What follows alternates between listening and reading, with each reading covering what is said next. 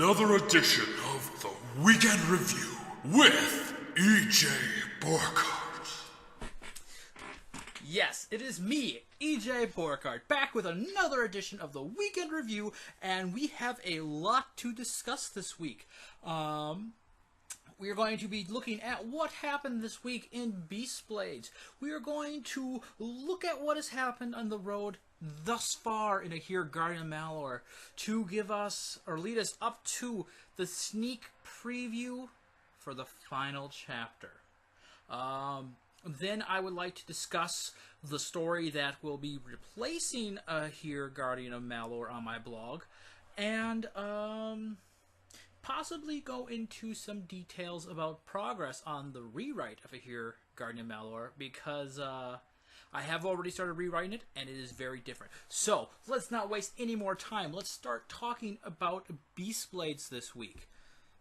This week in Beast Blades, Apollos and Aldrich are able to catch up with the group of Acerbi that have captured Terra and are taking her toward Geraldo.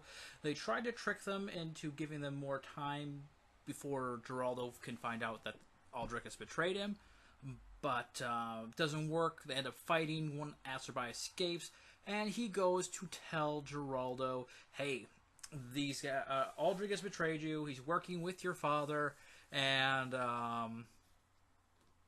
yeah, basically you shouldn't trust humans anymore.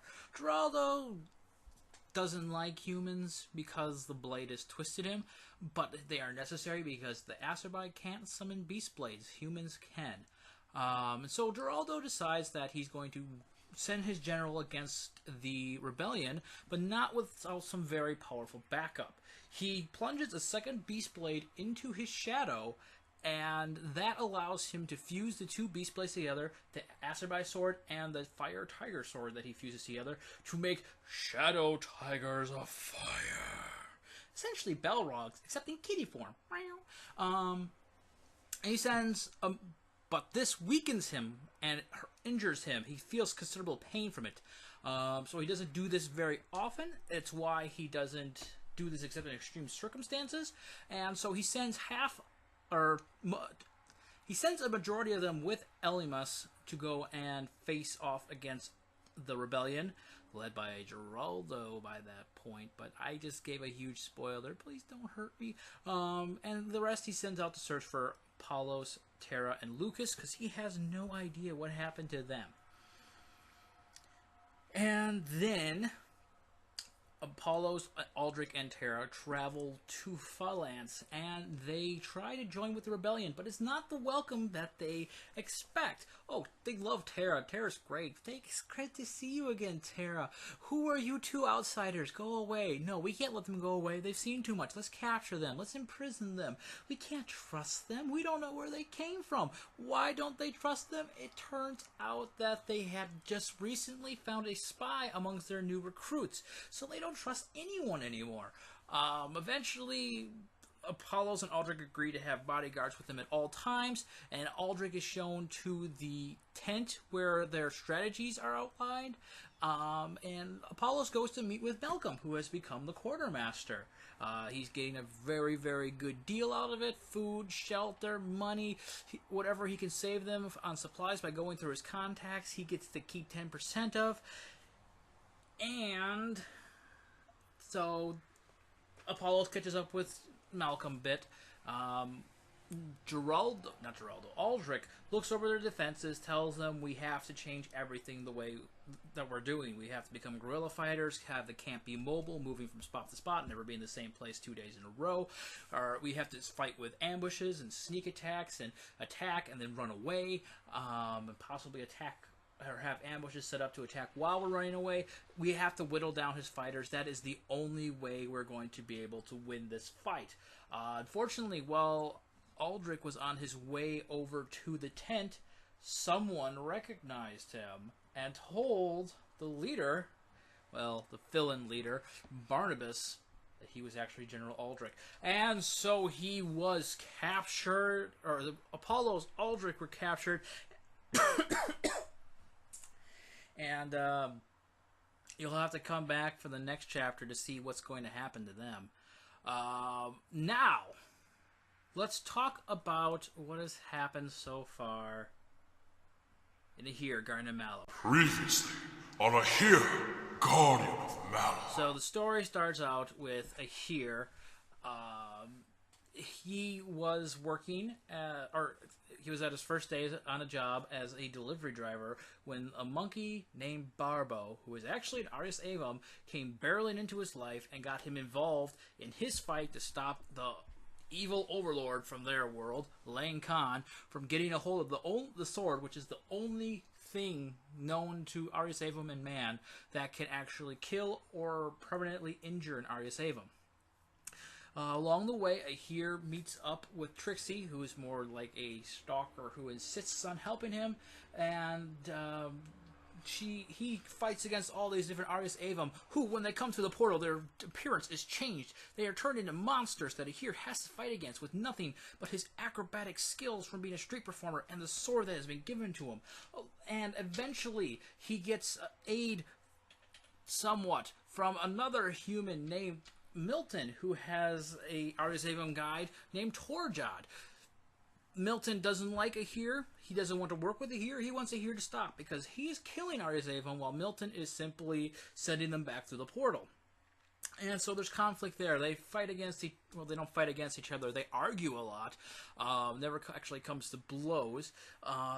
And there is another human who figures out that he can use magic. Now, magic in this world, it used to be fine. Magic was cool. Magic was great.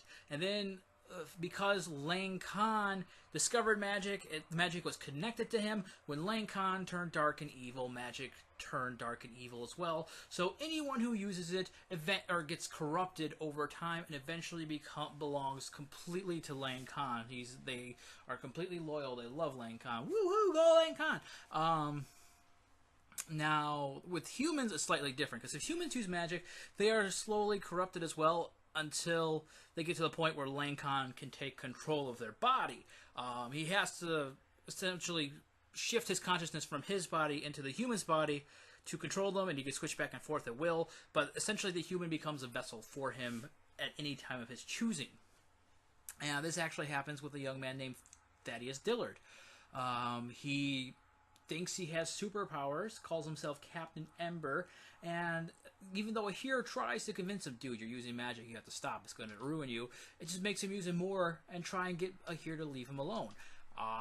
Eventually, Captain Ember is corrupted. He fights off against Ahir and Milton, and just in time, Trixie gets an artifact as well called the Escudo Spiegel, a shield that will reflect any attack back onto its source, or in the direction that it's pointing. You shoot a fireball at it, it shoots back at you. You punch it, it actually hits you instead. Or you feel the punch instead of Trixie. So, the three of them are able to defeat Captain Ember, who is being possessed by Lang Khan. Unfortunately, Ahir's home burns down in the process, so Ahir starts living with Trixie. More and more Arius Avum start coming through the portal at once, and they start coming through the portals more frequently. They decide that they need to work together. The local police get involved because they capture Ahir, and Ahir convinces them that everything he's saying is true. So now, Milton, because Torjad can sense when and where portals are going to open, Barbo can only sense where they're open. So Torjad tells Milton when and where the portals are going to open. Milton tells Ahir, you cover this one, I'll cover this one. The police show up, they make sure no one gets involved. It's a very good system and works just great. Now, eventually, it's revealed that Torjad has actually been working for Lang Khan this whole time. He's the reason why Milton doesn't want to work with Ahir. He's been trying to sow divisiveness between them, hoping that it'll cause Ahir to fall without the extra aid. If Trixie hadn't been sent, I'm sure Ahir may have fallen. If Trixie hadn't gotten her shield, Ahir may have fallen.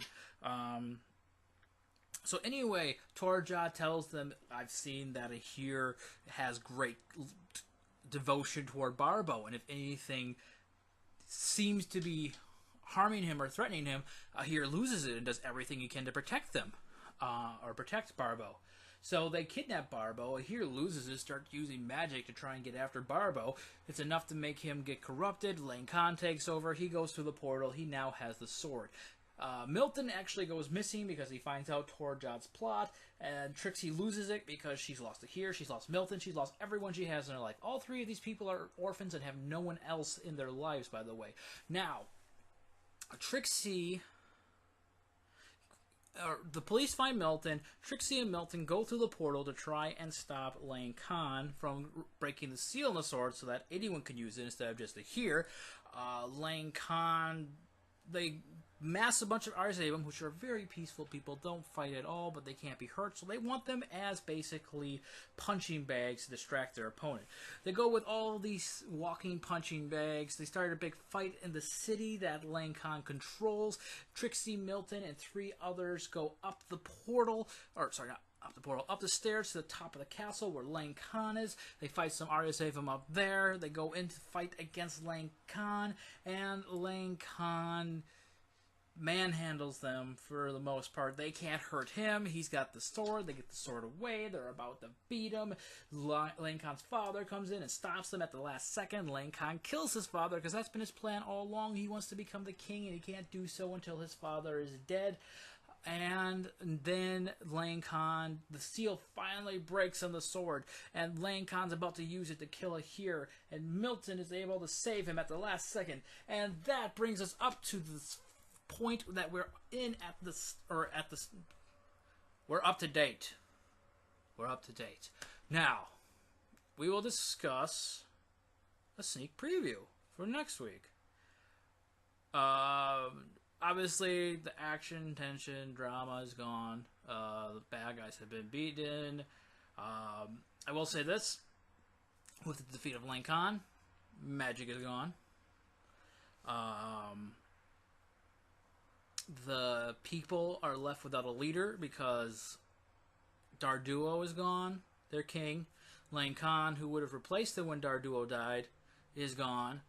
And so these people don't know what to do. They have no idea where to go. So they decide who the new leader is. And then 2 more things. The Arzabum extended an invitation for the 3 people who helped out with this fight to stay in their world. Some decide to stay, some decide to go. That'll be something for you to discover. And then, at the very, very end, I do something to set up the sequel. So, that has been your sneak peek for next week. I know I was very vague with some of this. You'll just have to come back and actually read the chapter next week. It's done. I'm done with that. So that has been Ahir, Guardian of Malor. Now, obviously, I'm going to have a spot open on my blog for in the rotation for what stories are written. And I had a lot of different ideas of what I wanted to do for this. I was thinking about doing this one superhero group known as the Outcasts that I came up with. That actually appears towards the end of the superhero age in my world. I had an idea to do the Earth Angel Patrol, something that would happen alongside one of my other books that I'm going to be working on in the future. I had even considered doing something that was more similar to Greek mythology, with just all the different heroes and coming together to fight one final thing. But ultimately, I decided to do a story I started working on in college called the Godard Brothers. Now, I don't want to go into too much detail and spoil it, but the Godard Brothers is a story about 2 brothers who, because they're in the Godard family line, they are super, super smart. They're 7 and 8 years old, and they already have a college level's understanding for all the different sciences and how things work. Because the... Okay, so here's the thing with the Godards. One of my other stories, The Guardians, which my picture at the beginning was a picture of Bruno, leader of the Guardians, half cat, half man, guardian of strength. So anyway, so there was this bad guy named Asmodeus. He was originally a good guy, a good prince, started using, or found these magic books called the demon books that gave him great power, and he was using them for the benefit of his people. Unfortunately, over time, the magics corrupted him, and he started treating these half-human, half-animal hybrids that he had made to be servants for these people to make their lives better, more as his actual people, and treating the humans as servants and slaves. And 6 of them turned against him. A rabbit, a cat, a frog, a fox, a hawk, and an armadillo, which were his 6 generals for his army. They turned against him. They sealed him away inside of his books, and they scattered the books across the world. And these 6 were turned human, and their ancestors, with the promise that one day their descendants would have to take up the fight once again against Asmodeus when he returned. Each of these were given a different mark to signify that they were destined for this role, that they were the chosen ones, so people could find them in the future. And Godards were the Guardians of Intelligence, or descendants of the original Guardian of Intelligence, which is why they're all so gosh darn smart. So this will be part of the family line. They're actually the great-great-grandchildren of Jordan from the Supermorpher. They are the grandchildren of Mark Godard, or the Professor. If you read my story that KOTC published, you can find it on Lulu.com. Just look for the kids on the case. So yes, it'll be a story following them, and at a young age they do gain powers. And the only other thing that I'm going to really say about the story at this point is they're going to have a relationship very similar to what Edward and Alphonse have in Fullmetal Alchemist. If you haven't seen that, check it out. Excellent series, one of the best animes of all time in my opinion. So yes, that has been a sneak peek at the Godard brothers, which will be replacing Ahir, Guardian of Malor. The final thing I wanted to touch on was what I've been working on as my personal project. I've been working on making the rewrite of Ahir, Guardian of Malor. I'm up to chapter 3, and I've finally gotten up to something that has happened in the original story. Yay! Where Ahir and Barbo meet. Now, the story obviously takes a much closer look at who Ahir was before he met Barbo when this whole thing started. We see him living on the streets. We see him as a street performer. We see him going for his interview for his first job, getting the job, being on the job. We see the history of his parents, why Ahir, who has other family from both sides of his parents, when they died, they didn't take him in. That is explained why he was an orphan. And also, the way I'm doing this is I have this chapter split in half. One half focuses on Ahir in the present, one half focuses on the Arius Avon world in the past. So we actually get to see Lang Khan's side of the story leading up to the very end of it. Going by Ahir, or side by side with Ahir's story, going on or all the way up toward the end. So I'm hoping that this will create conflict in the readers. Is Lang Khan really as bad as they're making him see? How did he go from being this innocent youth, so optimistic about being a good king and doing what's best for his people, to someone who wants to forcibly take the throne, possibly by killing some of his people? So look forward to that. If you want updates on that story, on what I've been working on and what progress I'm making, check me out follow me on Twitter, EJ Borkert at twitter.com. Follow me on Facebook, EJ Borkert at facebook.com. I will be doing updates about Ahir, doing updates about the Godard brothers, talking about the history, prepping the people for the story to begin, just doing background information. So, that has been the weekend review for this week. We're in September. School started. Labor Day is tomorrow.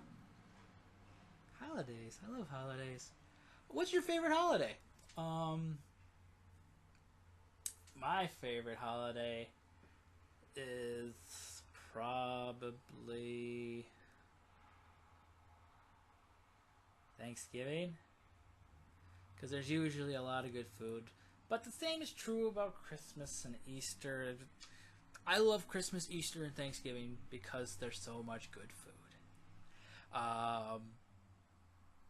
That has been the Weekend Review. I'm EJ Borkert, and remember once more, love makes the world go round, but stories make the trip worthwhile. You all have a great week, and I'll see you next week.